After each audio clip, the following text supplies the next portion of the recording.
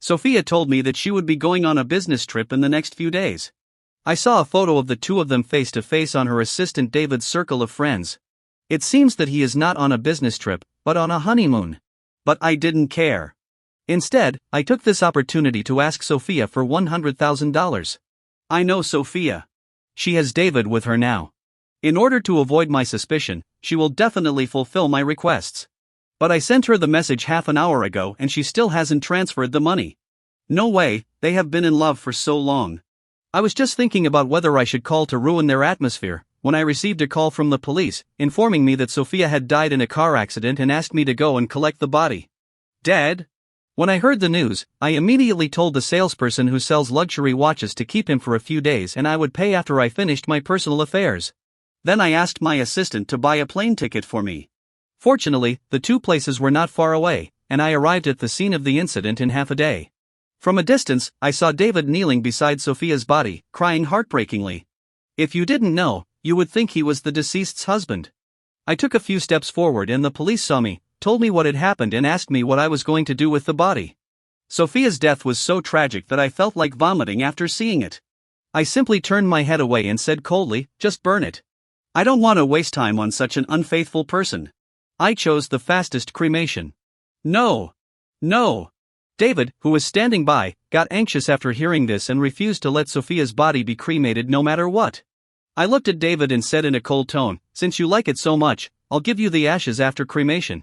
When David heard me say this, he jumped up and pointed at my nose and cursed, do you have any conscience? Sophia is dead. I sneered and continued, conscience? As a lover, what qualifications do you have to talk about conscience? People who cheat on their partners don't deserve to talk about conscience. As soon as I finished scolding David, I saw a ghost floating from Sophia's body. I looked over and saw that it was Sophia without a physical body. Her ghost saw me making things difficult for David, and she frowned and blamed me unhappily. I was somewhat shocked to see Sophia's ghost. I was stunned for a moment, and David thought I was guilty. He pulled my arm and dragged me in front of the police. David said with red eyes, Comrade Police, I report that he was the one who caused the car accident. The policeman was a little helpless and wanted to speak. I interrupted him, looked at David, and said impatiently, if there is no evidence, you are making a false accusation. I can sue you. David gritted his teeth, unable to hold back his anger. I felt bored and kindly reminded him, I suggest you go back as soon as possible and sort out the things Sophia gave you. I paused and continued, after all, that was the marital property between Sophia and me. Emily and I are the only heirs to Sophia's estate. Mr. David, guess if I will ask for the money Sophia spent on you back. David, who had been sobbing all the time, suddenly stopped crying. When the police saw David calm down, they quickly asked the male police officer standing nearby to help him out. David left the room, and Sophia wanted to follow him out, but unfortunately, as soon as she reached the door, she was pulled back by an invisible force. I laughed at her viciously and said she deserved it. The policeman who brought me here said to me, Mr. James, Ms. Sophia's funeral is now in your hands. I think they should have investigated before coming to me, and they knew that Sophia's car accident was indeed an accident. So they just asked me some common questions about Sophia on the way here, and didn't say anything else. I had no interest in looking at Sophia's face, especially after a car accident. Blood and flesh were all over the place. I was afraid I would have a nightmare. After calling my assistant and lawyer to handle it, I prepared to leave. Because I came here in a hurry, although I asked the nanny Emma to pick up Emily from the kindergarten, I was still a little worried. Emily has been particularly clinging to me since she was a child without her mother's company. I was worried that she would not go to bed if I was not around. After I completed the formalities and confirmed with the police station that the assistant would arrive quickly, I went to the airport and caught the next flight. I confirmed that Sophia couldn't seem to leave me. Looking at Sophia floating on the top of the plane, I couldn't help squinting my eyes, secretly happy in my heart. If that's the case, it will be fun. As soon as I got off the plane, I received a video from Emma. In the video, Emily was wearing cute pajamas, blinking her black grape-like eyes, but she refused to sleep and kept calling Dad. It was Emma who said her dad was watching a video and asked her to talk to him, and she sat up and forced a smile at the camera. Emily said coquettishly, Dad, Emily wants to sleep with you, can you come back? Emily is 5 years old this year and will go to primary school next year, but there is still a clear babyish tone in her voice, which makes people feel very soft-hearted. I quickened my pace to go home. My assistant helped me arrange a car, and I was home in less than an hour. Emma was reading a picture book with Emily. When she heard me come back, Emily quickly ran to the door to pick me up. I held Emily in my arms to comfort her, took her back to the room, coaxed her to sleep, and read her stories from picture books. It took a long time to finally coax her to sleep. While I was taking care of Emily, I glanced over and saw that Sophia had been sitting on the cushioned windowsill in Emily's room. On weekdays, maybe because she didn't like me, she didn't show much love to Emily, and she didn't spend most of her time with Emily when she got home. So during the time when I coaxed Emily to sleep, Emily didn't mention her mother once. I heard Sophia mumbling. She was saying, "Why doesn't Emily look for her mother?" I thought it was ridiculous. Looking at Emily sleeping obediently on the bed, I kissed Emily and went back to the master bedroom. I didn't intend to show any mercy to Sophia. After sitting at the end of the bed, I spoke to Sophia. It has been 5 years since Emily was born. How many times have you been with Emily in these 5 years? Have you accompanied Emily to the amusement park, or coaxed Emily to sleep? How else do you want her to miss you? Emily is more familiar with the driver at home than you are. I looked at Sophia, who I had been married to for 10 years and who had been with David for 3 years. The translucent soul suddenly looked at me. The room was silent for a long time. Her face was full of astonishment, without any trace of her usual arrogance. Sophia asked in shock, "Can you see me?" I didn't answer, I just looked at her like she was an idiot. Sophia sighed and walked to her dressing table and sat down. After making sure she couldn't see herself in the mirror, she remained in shock for a few seconds. I scoffed, crossed my arms over my chest, and said sarcastically, "Why, Miss Sophia can't leave me even in death." After I found out Sophia and David were together, I filed for divorce.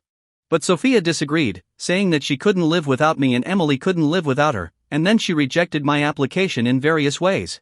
At the worst, I filed a lawsuit in court, but I didn't have the key evidence that Sophia and David were together.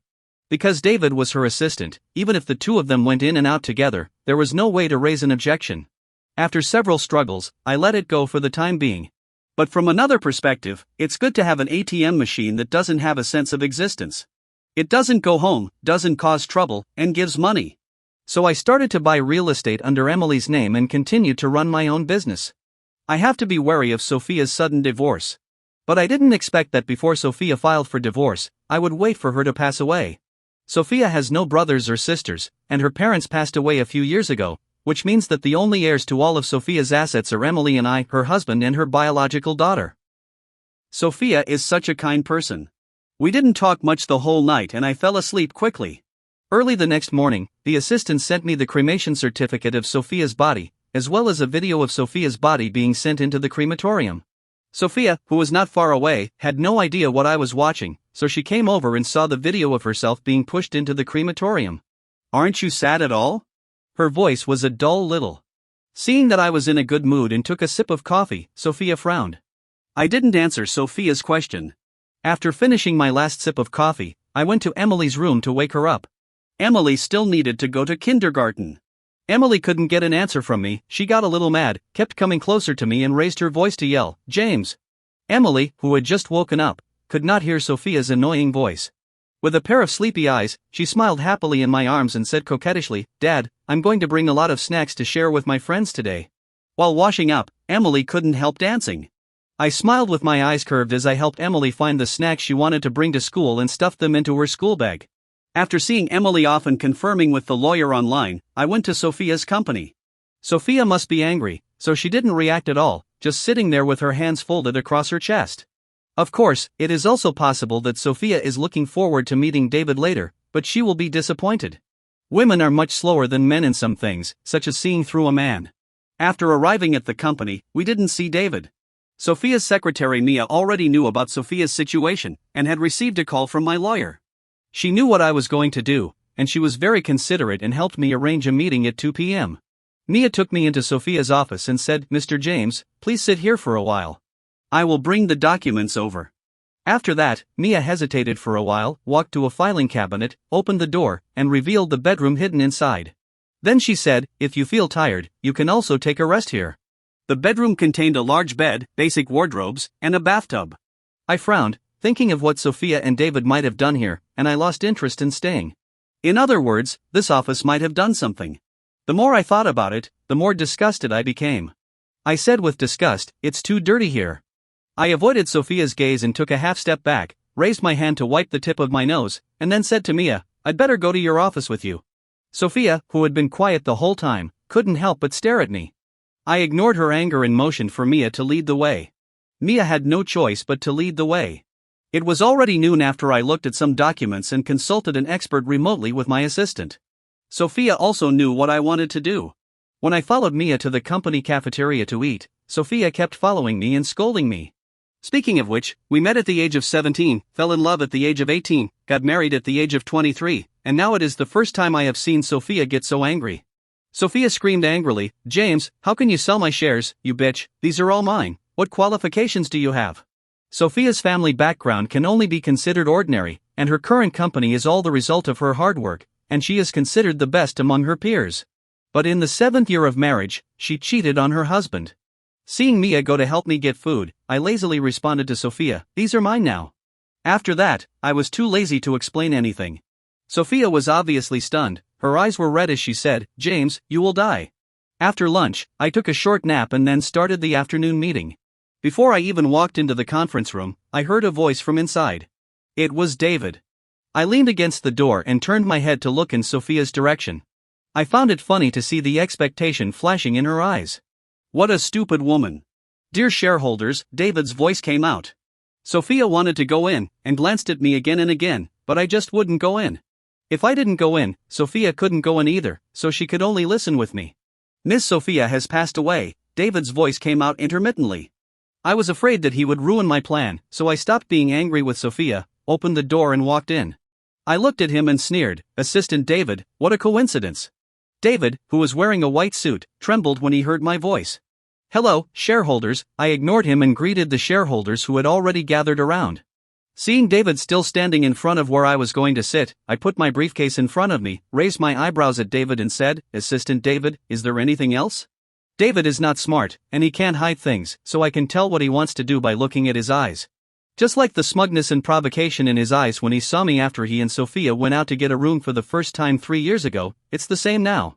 At a glance, I knew he wanted to unite these shareholders and use Sophia's shares to get more benefits for himself. But Sophia was blind, and she ignored the calculations in David's eyes. But Sophia saw David's timid eyes when he looked at Ms. Charlotte next to him, and just this one look made Sophia feel distressed. Sophia ran over to me and tried to intimidate me with her murderous eyes, shouting, "James, you treat David well, or I will take you with me even if it means going to hell." I sneered in my heart, "TSK, hell?" I ignored Sophia, glanced at Ms. Charlotte's fat body, and thought to myself, David's vision is really bad. But I also know David's situation. All the shareholders present here know about David and Sophia. David is now a hot potato. Anyone with a little bit of brains will not touch him. In this way, although Miss Charlotte is out of shape, fortunately she is lustful and willing to spend money on men. I pushed David aside, dragged a chair over and sat on it, and said loudly, "I came here today to talk to you about the future development of the company." As I said that, I turned my head and asked Mia to talk about Sophia's situation to all the shareholders. Mia's expression was not good, but there was nothing she could do, so she could only come forward and tell him about Sophia again. When talking about the car accident, the eyes of all the shareholders on David became more scrutinizing. In the early days of the company, Sophia had no money to hire a driver. If she said that David had nothing to do with this incident, no one would believe it. But there were only David and Sophia in the car. David biting Sophia to death had nothing to do with him. It was an accident, so the police couldn't say anything. Even the look that Ms. Charlotte cast towards David no longer had the original pity in it. David bit his lip, his eyes were very red, his eyelashes kept trembling, and he looked very pitiful. I patted my hands on the table and dropped the bombshell news, "I am not familiar with Sophia's company. After consulting, I plan to sell Sophia's shares. I have always remembered the contributions that shareholders have made to Sophia, so I will give priority to selling shares to shareholders." After that, I took out a stack of my assistant's business cards from my bag, handed them to David, curled my lips, and said sarcastically, "Assistant David, please help give each shareholder a copy of this business card." At first, David was worried that Sophia would favor me, so he was more restrained in front of me. But within 2 months, he realized that Sophia and I were really strangers, so he didn't hide it anymore. From time to time, he would bring the things Sophia gave him and walk around in front of me. Now that I was suddenly giving him orders, David had no time to react and tears started to flow down his cheeks. My lover felt wronged. Sophia was very angry, but she couldn't do anything to me. But Miss Charlotte came out to defend David. Miss Charlotte waved her hands, smiled, looked at me flatteringly and said, "Mr. James, please give me some face and don't embarrass David's assistant." After that, she asked the assistant standing behind her to take the business card from David. I raised my eyebrows nonchalantly, and after seeing that every shareholder had a business card in their hands, I explained, "I'll give you 3 days to consider. After 3 days, I will contact people to sell these 55% of shares." I stood up and was about to leave, but stopped at the door, turned around to look at David, and said in a cold voice, "Assistant David, you have to remember what I said to you at the police station. I will ask you to return it, so you have to pack it up quickly." After that, I picked up my briefcase and left. The force pulled Sophia, forcing her to follow me step by step out of the company. In the car, Sophia sat next to me and saw that I was determined to sell the shares and make David suffer. She finally gave up struggling, slowed down her voice, and begged, "James, I know I am sorry for you, but I think I have been good to you. Even if I beg you, please sell the shares to Olivia and stop targeting David." Olivia was Sophia's original partner and also a witness at my wedding with Sophia, but I didn't see her just now. I only saw her assistant who attended the meeting on her behalf. I lowered my head and watched the video sent by the kindergarten teacher on my phone. In the video, Emily took out snacks from her bag and distributed them to the children one by one. The children excitedly formed a circle with Emily in the middle. They sang and clapped. Emily was in the middle, smiling with her eyes narrowed into slits, and she was so happy. Sophia didn't get my reply, so she came over and saw Emily's cheerful look. She was about to say something but choked up, and didn't say anything else. She just looked at Emily's cheerful smiling face on the phone again and again. The driver's car stopped in front of the villa. As soon as I got out of the car, I saw the assistant who had hurried back. From the time he accompanied me to the island until now, the assistant has been very busy, and now his eyes are full of fatigue. Thinking of the stack of business cards I had just given out, I suddenly felt guilty and looked at him and said, "I'll double your year-end bonus this year."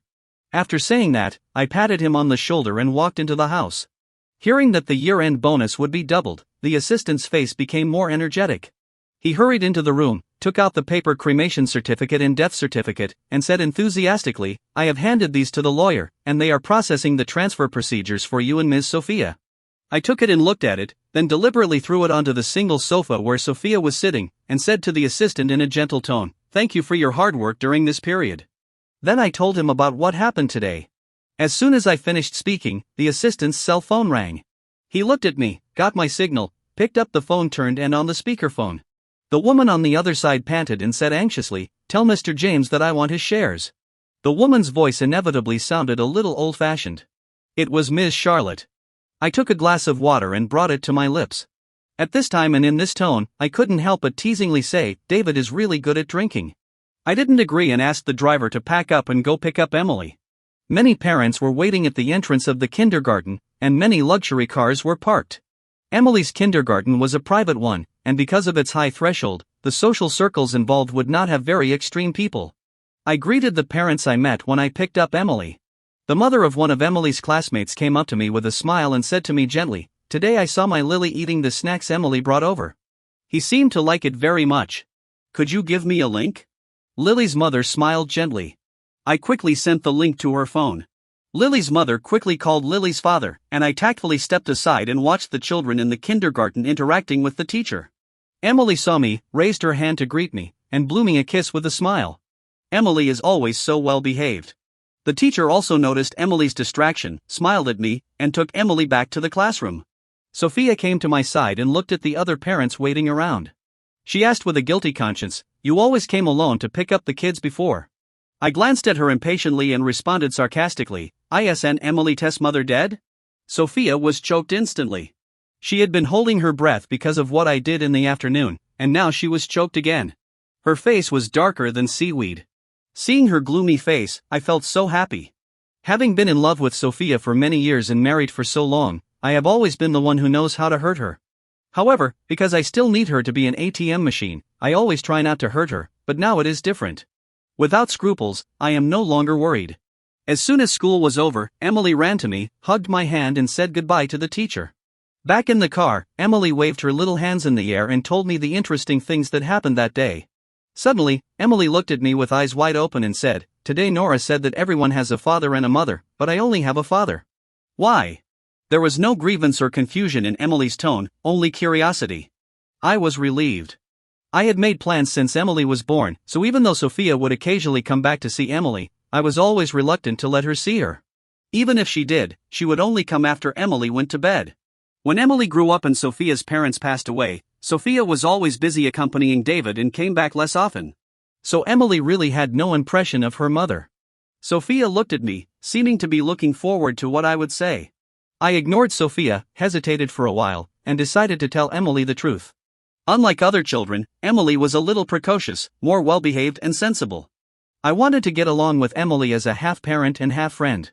I calmly recounted the entanglement between Sophia and I over the past decade. To be honest, when I talked about discovering that Sophia had cheated on me, I still couldn't be as calm as I imagined. My eyes couldn't help but moisten, and everything in front of me was blurry. I saw Sophia trying to reach out to wipe my tears, which was ridiculous. I lifted Emily from the seat, held her in my arms, and said, "But Dad has Emily.